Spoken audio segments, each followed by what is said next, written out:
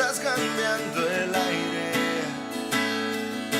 Y todo lo que tengo, todo lo que siento, nada se detiene, todo vibra tan constantemente.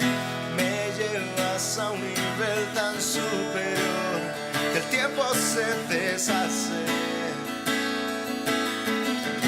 Sé que dominas todo alrededor, la polaridad del viaje. Y todo lo que tengo, todo lo que siento, nada se detiene, todo vibra tan constantemente. Todo lo que tengo, todo lo que siento, nada se detiene, todo vibra tan constantemente.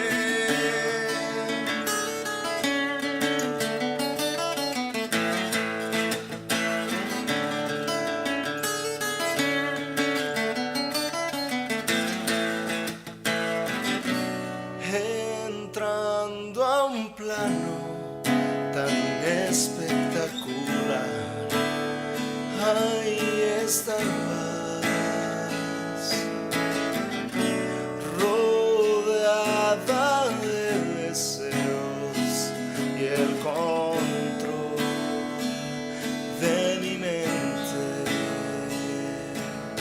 de todo lo que tengo, todo lo que siento, nada se detiene, todo vibra tan constantemente. Todo lo que tengo, todo lo que siento, nada se detiene, todo vibra tan constantemente.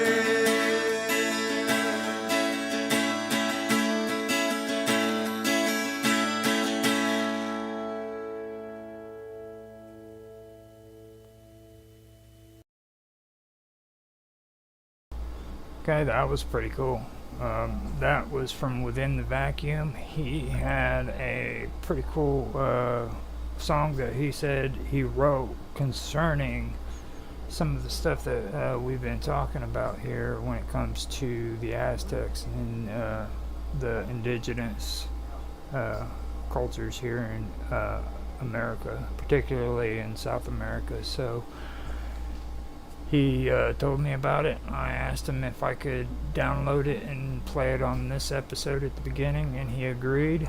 So we had that set up. Now, where I wanted to... Oh, excuse me. I just had coffee and burp. Now, before we get started, actually, I should probably mention I do have a call opened up in Skype as well as on Discord, so if anybody wants to join, they are more than welcome to join. Everyone is welcome. The links are in the description for the stream, I believe, on YouTube, and on the other ones I don't think I have them on there, but if you leave a comment in the comment section, then I can get you onto the show. If you want to come in, just let me know. I have all of the streams showing with the chat, so I do know what's going on. Now, with all of that being said, I guess I can get on with the show. And where we left off, we were in the last episode, we were talking about Tiamat and how Tiamat continued, or had the deity gods, and they continued to reproduce and produce other gods as well in the ancient world of Sumeria. And then we started talking about the Babylonian epic of Enuma Elish, and we got into all of that, and then started talking about female deities and male deities within that time region, and that brought us into this subject of Namu. She was a Mesopotamian god who predated Enki, She was actually supposed to be Inky's mother. And then this is where we started talking about the myth of Vitana, which is the connection between the reptile and the freaking eagle, which you'll see this representation even to this day everywhere, all over the place. I believe it's even on the American dollar bill to this day, or one of the bills, I know that much.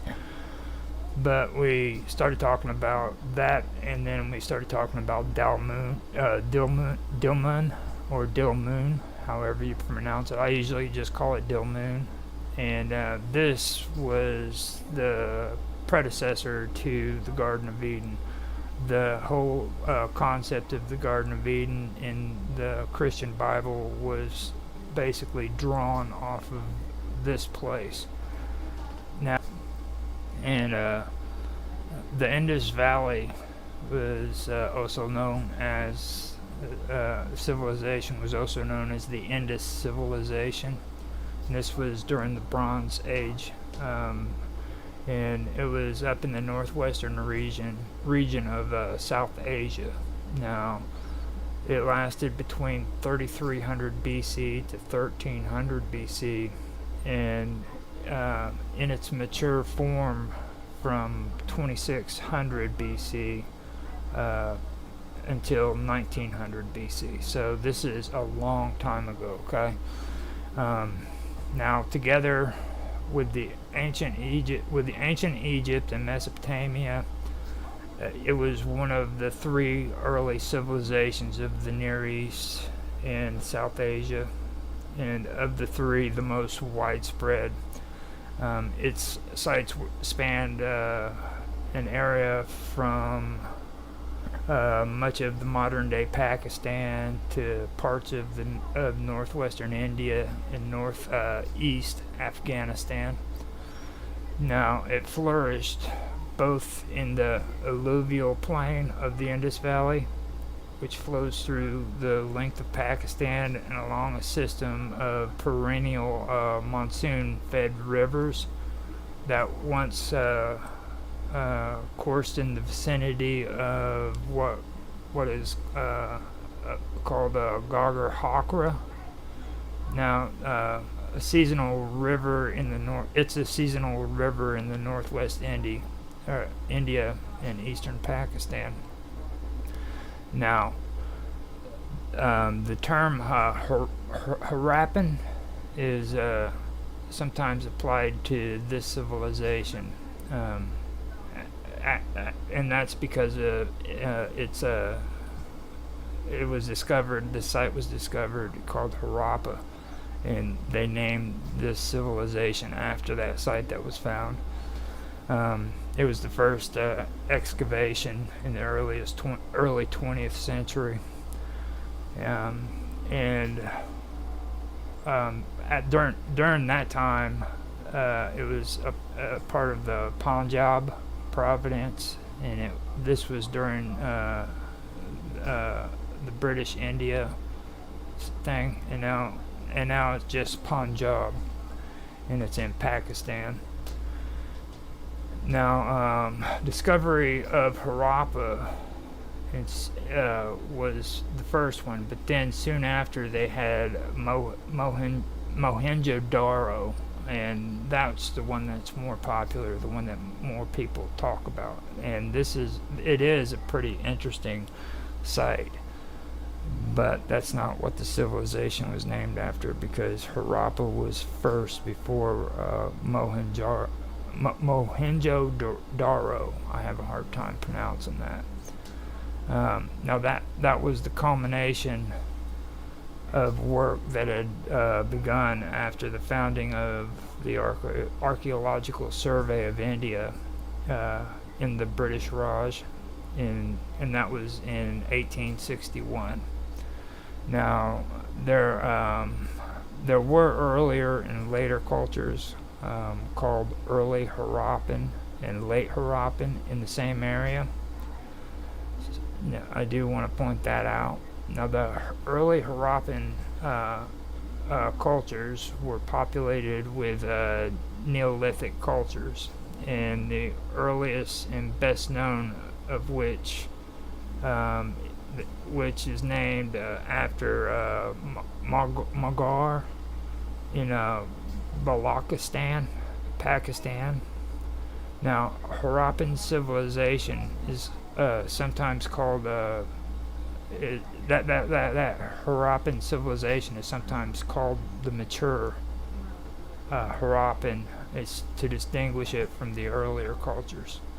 So sometimes you'll hear it being called mature Harappan, and there's a lot. They have it distinguished between different eras, basically. Now, the cities of the ancient Indus were noted for their urban planning. They built brick houses.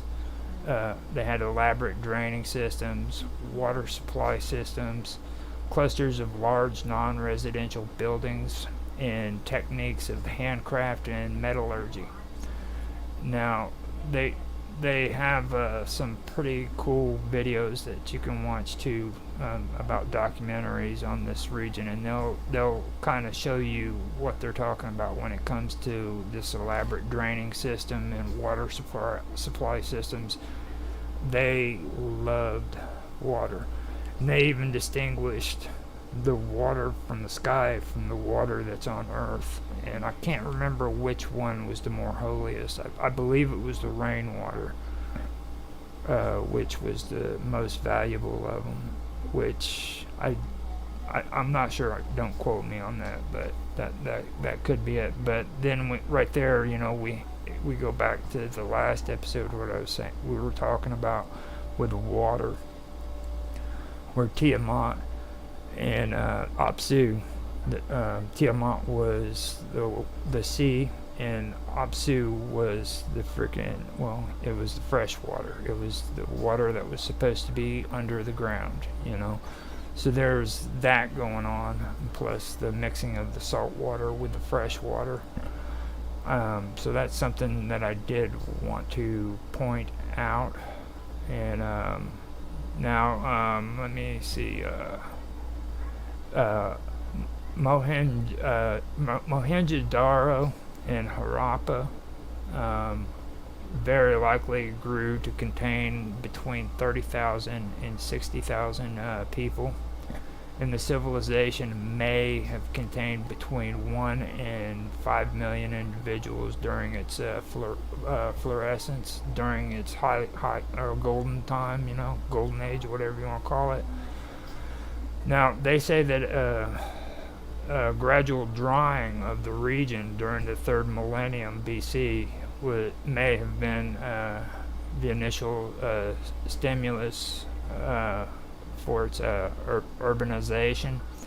Eventually, it also reduced the water supply enough to cause the civilization's demise, and causing them to disperse to the east, supposedly.